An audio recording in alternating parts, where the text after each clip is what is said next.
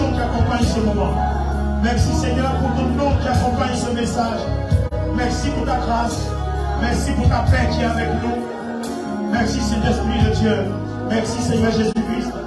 Alléluia. Seigneur, merci de prendre tout le contrôle. Que ma personne disparaisse. Que ton règne vienne et que ta volonté soit faite.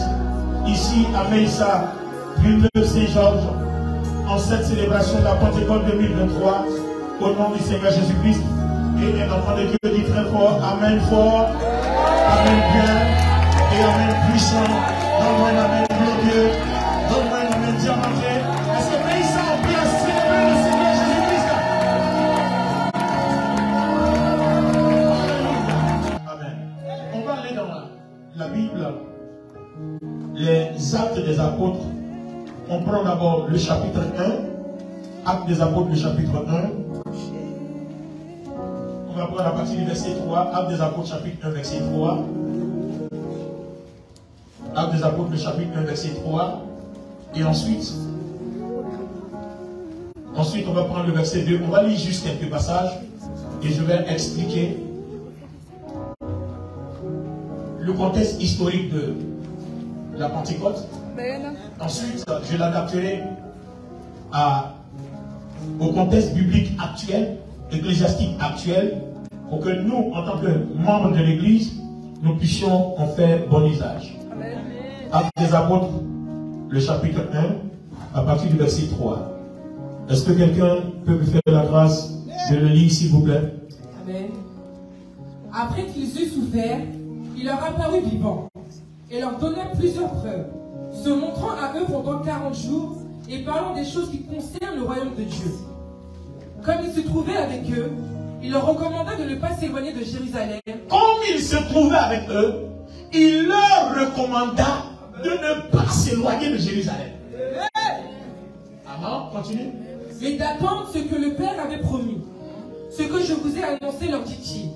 Car Jean a baptisé d'eau, mais vous, dans peu de jours, vous serez baptisés du Saint-Esprit. Donc, ils doivent attendre à Jérusalem jusqu'à ce qu'ils reçoivent le baptême du Saint-Esprit, la puissance du Saint-Esprit, la plénitude du Saint-Esprit, avant de faire quoi que ce soit. Déjà, là, nous voyons un ordre formel, une ordonnance formelle. C'est-à-dire qu'en tant qu'enfant de Dieu, on ne peut rien faire dans l'Église pour quelque service que ce soit sans le Saint-Esprit. En dehors du Saint-Esprit, vous ne pouvez pas combattre la maladie. En dehors du Saint-Esprit, vous ne pouvez pas combattre le diable, le malin, les démons.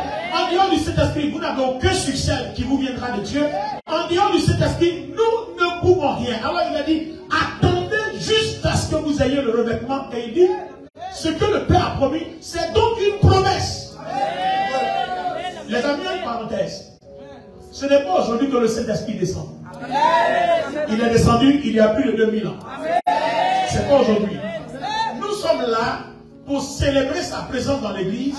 Et nous sommes là pour comprendre la grâce que nous avons et de quelle façon nous devons servir Dieu. De telle sorte que celui qui n'a pas encore pris cette promesse au sérieux commence à la prendre au sérieux parce que cette visitation apporte quelque chose de nouveau. Alors allons-y. On va aller dans les Actes des Apôtres, toujours le chapitre 2, avant d'aller voir la chose nouvelle que le Saint-Esprit apporte. Je voudrais vous dire pourquoi il a dit de ne pas s'éloigner, ne perdez pas ce côté-là de vue. Pourquoi il a dit ne vous éloignez pas, attendez jusqu'à ce que vous ayez le revêtement. Donc en petit 1, n'oubliez pas ça. Alléluia. Maintenant, on va maintenant en petit 2. On va revenir sur le petit 1. Mais allons en petit 2. Nous allons aller voir la promesse là. Qu'est-ce que ça nous donne et pourquoi il était important de la voir avant de faire quoi que ce soit. Actes des Apôtres, le chapitre 2. Le jour de la Pentecôte, ils étaient tous ensemble dans le même lieu. Très bien. Tout à coup, il vint du ciel un bruit comme celui d'un vent impétueux. Oui. Et il remplit toute la maison où ils étaient assis. Des langues semblables à des langues de feu leur apparurent, séparées les unes des autres, et se posèrent sur chacun d'eux. Ils furent tous remplis du Saint-Esprit et se mirent à parler en d'autres langues. Attends. Il y a eu d'abord un bruit. Le bruit était violent. Et les langues de feu sont apparues dans la maison. Ces langues-là se sont posées individuellement, je dis bien individuellement. Des 120 qu'ils étaient dans la chambre haute, il y a un seul qui a échappé.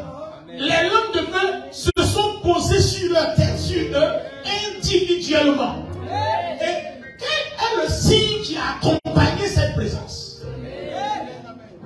Je veux que tu lises ma parole. Quel est le signe? Quand les langues de feu se sont posées, que s'est-il passé? Ils furent tous remplis. Ils furent tous remplis du Saint-Esprit. On n'a pas dit ils ont reçu le Saint-Esprit, mais ils en furent remplis. Remplis du Saint-Esprit.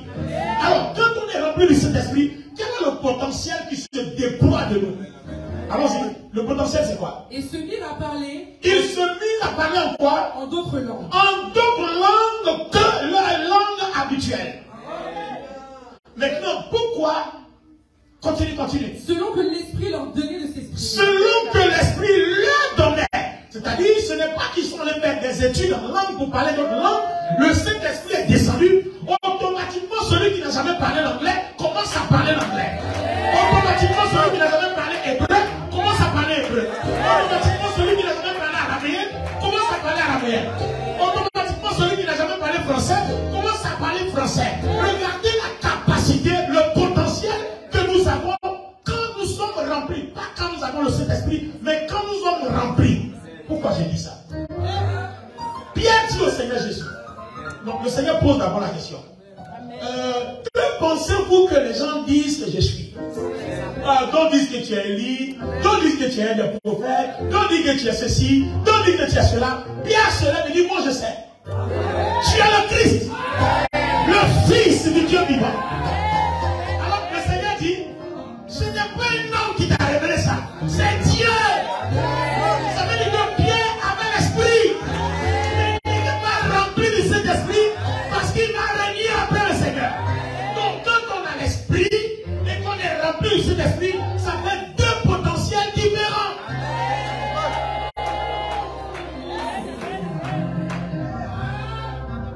Dans l'église, on a tous l'esprit, mais nos péchés abondent. L'impudicité abonde. La jalousie abonde. La méchanceté abonde. La rébellion abonde.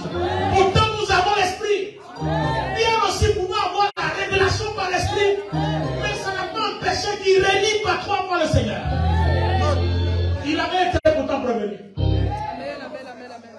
Alors cette fois-ci là, le Seigneur ne s'est pas contenté de leur donner l'esprit, mais il va les remplir du Saint-Esprit.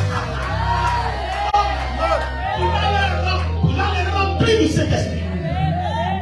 Comment ça va? Il ne va pas se contenter de leur donner l'esprit, mais il va les remplir du Saint-Esprit.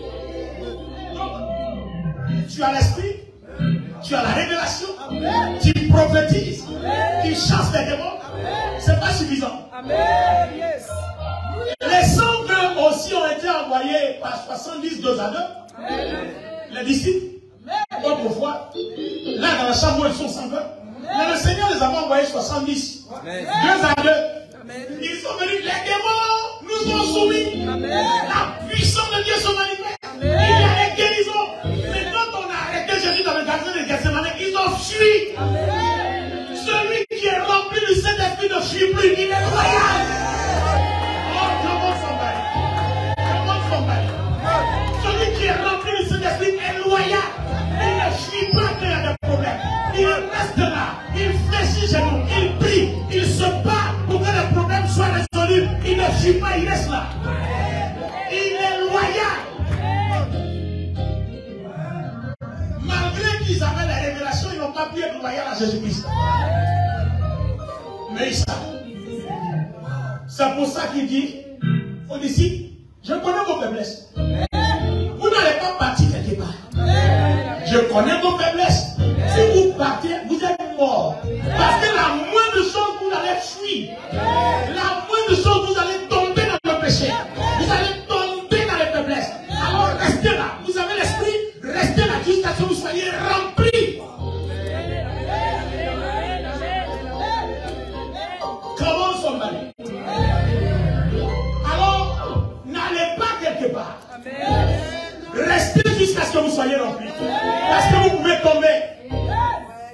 Vous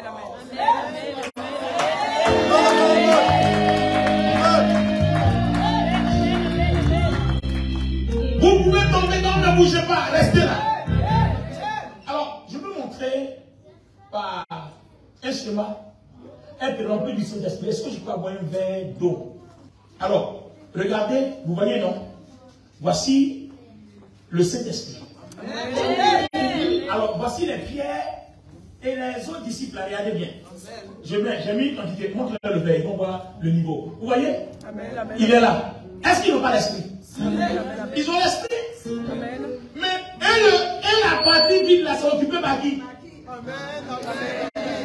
Par les calomnies, par la chair, péché, adultère, fornication, impudicité, mensonge, vol, viol, critique, rancune, hypocrisie, orgueil, rébellion, injure, impolitesse. Le reste là, c'est la chair. Donc vous voyez, dans la vie d'une personne, dans mon monde bien, tu nous suis, non? Parce que les internautes ont besoin de comprendre ça. Regarde bien, vous voyez le niveau, voilà, le niveau est juste là. Alors qu'on a un grand espace qui reste. Donc vous voyez que au fur et à mesure qu'on monte le niveau, on occupe l'espace et on chasse la chair, on chasse le péché, on chasse le mal, on chasse le mal, on chasse le diable de notre corps. Donc les pierres, ils étaient comme ça et ils étaient encore peureux. Ils étaient comme ça et ils étaient encore peureux. Donc on met. Et puis une fois que c'est rempli, regardez, hein, une fois que c'est rempli, regardez, vous allez voir, ça va déborder. Regardez, ça commence à couler. Vous voyez ça couler. Donc, quand ça commence à couler, le débordement fait qu'ils ne peuvent plus tenir maintenant, ils sont libres. Vous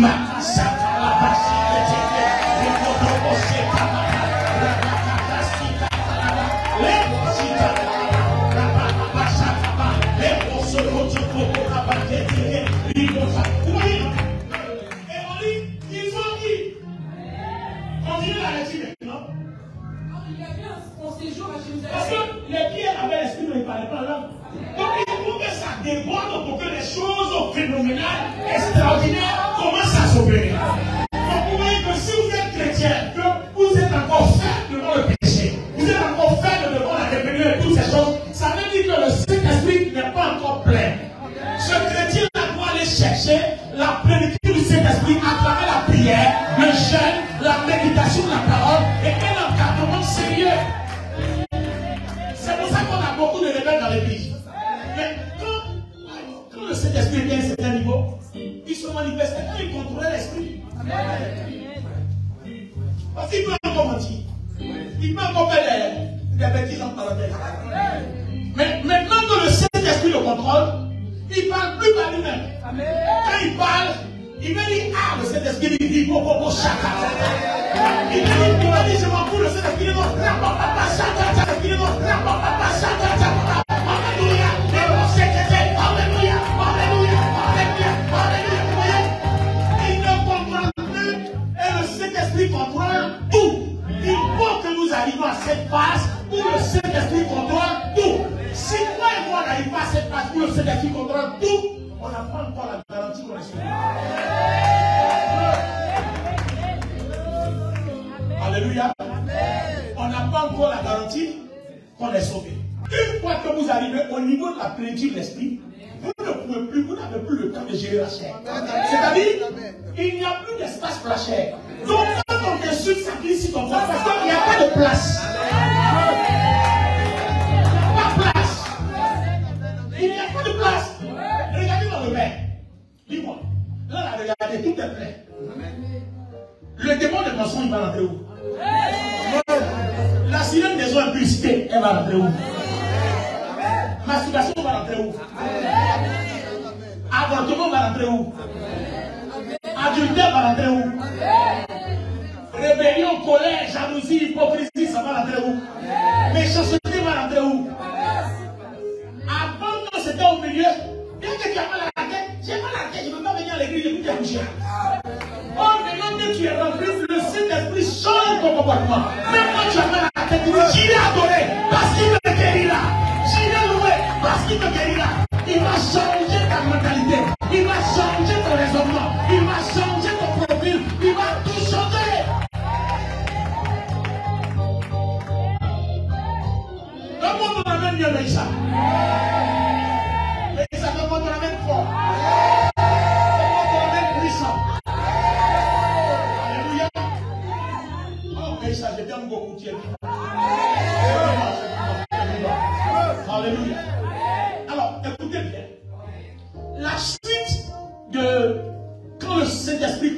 la chair, c'est quoi? Lis le verset.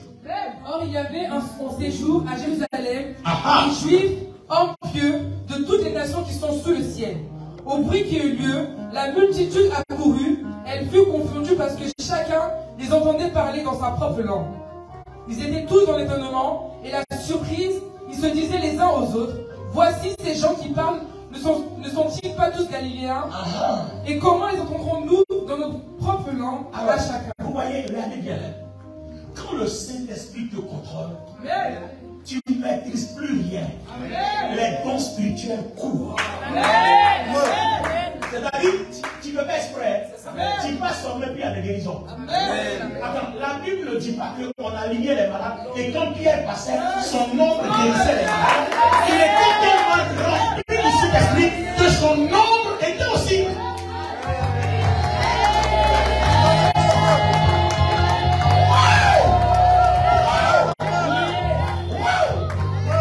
Il est tellement rempli du Saint-Esprit que même son ombre est aussi rempli du Saint-Esprit. Donc, je vous dis les amis. Donc, je cherche quoi? Qu'est-ce qui va m'arranger? Quand je m'en vais à un rendez-vous d'emploi, ma fille, que je suis rempli du Saint-Esprit, tu vois que celui qui est en face de moi ne peut pas me poser une question qui va me bloquer. Lui, il est d'accord qu'il doit dire ce qu'il me dit.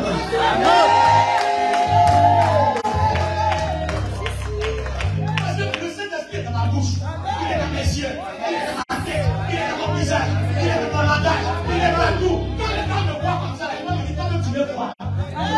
Attends, on a lu les malades. Et puis l'ombre là touche les malades, ils sont guéris. Bon, essayez-vous de toucher. Je dis, l'ombre seule touche les malades à guérison. Bon, est-ce que lui-même qui est rempli, est-ce que lui-même l'a touché? En ce lieu, je vois la Shekinah.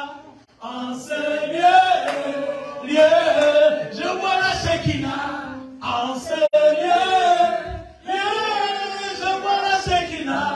En ce lieu, je vois la Shekinah. La Shekinah. Je sens quelque chose. Shekinah. La Shekinah. La Shekinah. La Shekinah. La Shekinah. Balance les mains.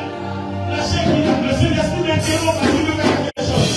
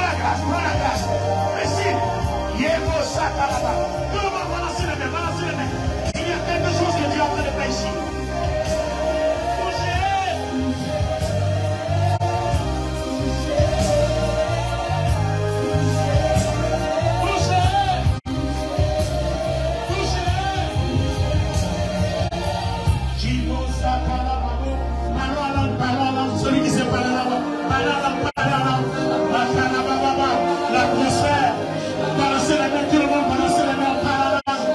Il y a quelque chose ici. L'atmosphère de gloire. Oh, l'atmosphère de gloire.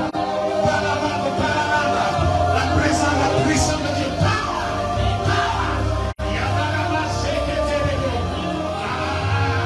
L'atmosphère de feu. L'atmosphère de feu. Les procès de Dieu.